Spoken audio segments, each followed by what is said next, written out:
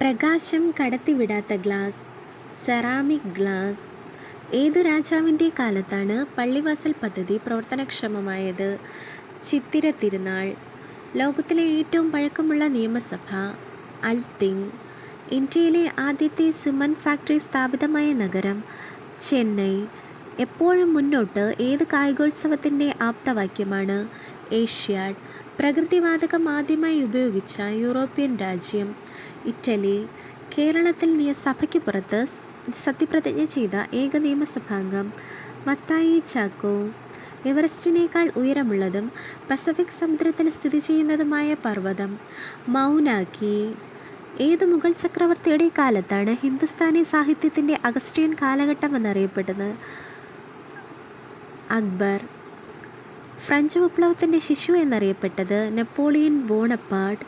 ലോകത്തിലെ ഏറ്റവും വലിയ ചിത്രശലഭം, ക്വീൻ അലക്സാൻഡ്രിയസ് ബേർഡ്വിങ്. ക്വീൻ അലക്സാൻഡ്രിയസ് ബേർഡ്വിങ്. ആരാധനാലയങ്ങൾ ഇല്ലാത്ത മതം, കൺഫ്യൂഷനിസം. ഇന്ത്യയിൽ ഏറ്റവും കൂടുതൽ ഗിരിവർഗ്ഗക്കാർ ഉള്ള സംസ്ഥാനം, Madhya Pradesh. The second world war എന്ന കൃതിയെ മുൻനിർത്തി സാഹിത്യ നോബൽ നൽകപ്പെട്ട വ്യക്തി, സർ വിൻസ്റ്റൺ ചർച്ചിൽ. വൈദ്യുതി വിശ്ലേഷണ നിയമങ്ങൾ ആവിഷ്കരിച്ചത്, ഫാരഡേ. ഇന്ത്യയിൽ ഏറ്റവും കൂടുതൽ ദൂരം സഞ്ചരിക്കുന്ന തീവണ്ടിയായ വിവേക് എക്സ്പ്രസ് ദിബ്രുഗഡിനെ ഏത് സ്ഥലവുമായി ബന്ധിപ്പിക്കുന്നു? കന്യാകുമാരി. സ്ഥിരതാമസക്കാരില്ലാത്ത വൻകര, അന്റാർട്ടിക്ക. വ്യാവസായികമായി ഏറ്റവും മുന്നിട്ട് നിൽക്കുന്ന സംസ്ഥാനം, മഹാരാഷ്ട്ര.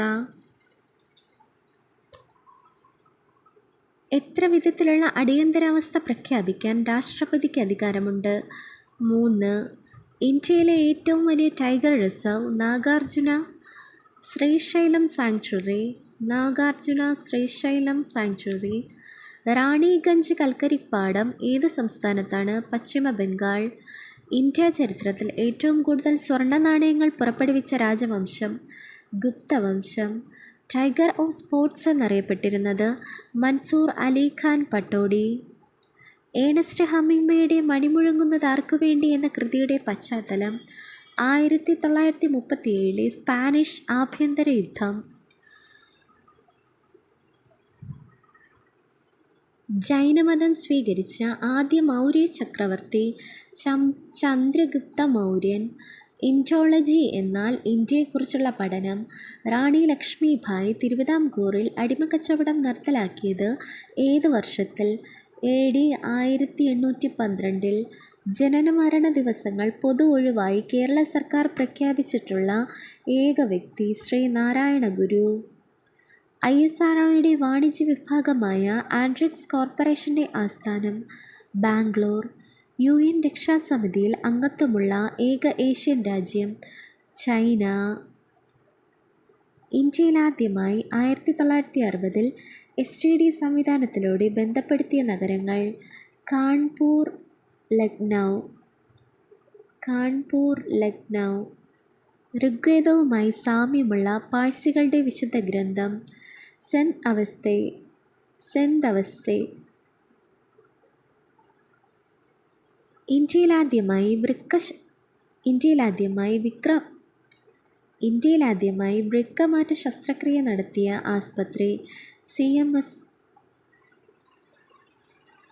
CMC വെല്ലൂർ. ഉദയഗിരി ഗുഹകൾ ഏത് സംസ്ഥാനത്താണ്? ഒറീസ. ലക്ഷംവീട്